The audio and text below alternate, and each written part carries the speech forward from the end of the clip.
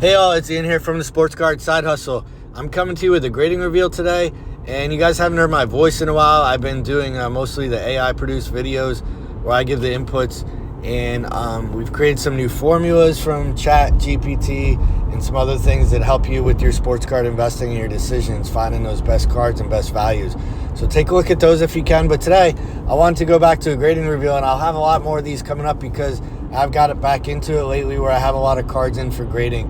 Some high-end, ultra-modern, do have a big vintage card going in soon, etc. And these are working their way through the process, a lot of them becoming ready now. So what we have is a 1954 Bowman, Willie Mays, number 89. That was a popular set. People like the 1954 Bowmans. And now this is a kind of an outlier for how I usually treat vintage. Not really an outlier, but just a little bit different in the fact that it had paper loss, a little bit of paper loss on the back. I wasn't sure how they would treat that. I'll show you the card, we'll do the reveal, and then I'm going to cover also how I treat and assess vintage, how I buy good vintage and usually increase the value pretty quickly by grading. All right, so I'll show you that. So here's PSA. Not expensive because I knew it could be under a $500 card. Chances of getting like a 5 or higher pretty scarce. I was just hoping not to get a 1 or a 2, so we'll see how it worked out.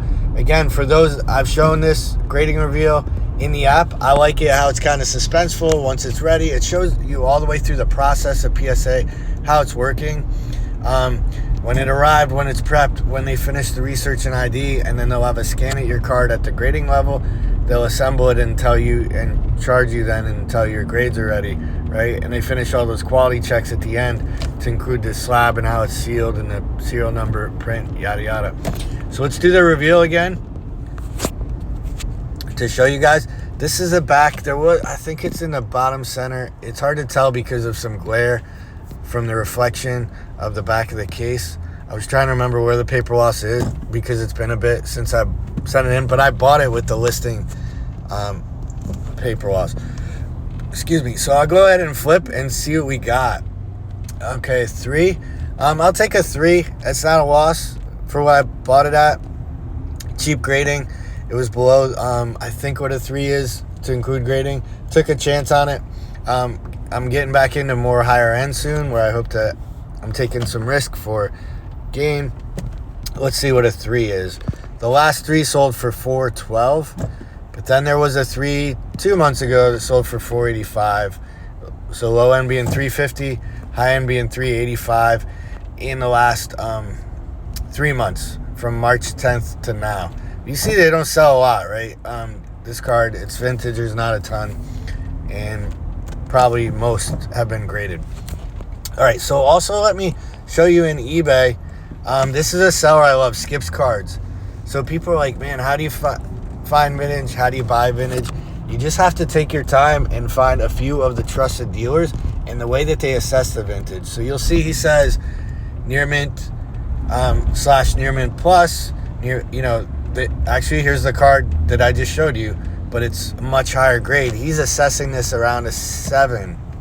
Okay, so when you look up the conditional grading, when he uses the words, those equal these conditional grades, and you can tell Beckett and PSA actually put those words after, or I was looking if it says it here. They put those words after it on the slab. Let's go to a 7, and I'll show you what I mean there.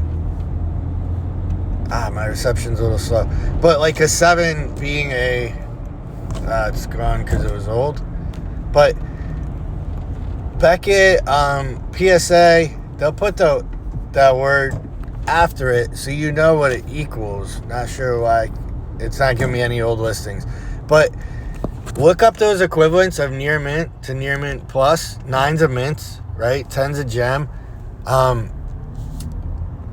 and 8 is a near mint / mint, which is like near mint plus. So when he says near mint, he thinks it's a 7. So I always go and look at least 1 grade lower. And okay, if I get 1 grade lower than what they assess, and I buy from these dealers with a good reputation, I buy one of their cheaper cards first that I'm interested in, and I get it graded, and I see if their assessments are accurate, okay? And then I always knock it down a grade in what I think the value is I'll get from the grade. So if they're selling it raw and they're assessing it to be around a 7, possibly an 8, then I'm willing to pay around the price of a graded price 6. That's how I look at it. And I've done that a lot, and it's worked out, and I almost always end up with immediate higher value just by grading. Okay, so that's my grading reveal for you today. I'll have a lot more. I'll show you quick in PSA.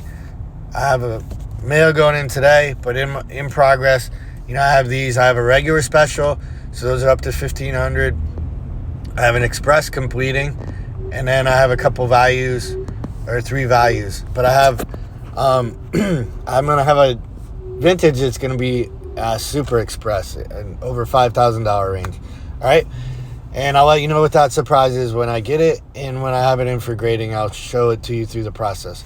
So thanks for listening. Thanks for watching that Willie Mays 1954 grading reveal.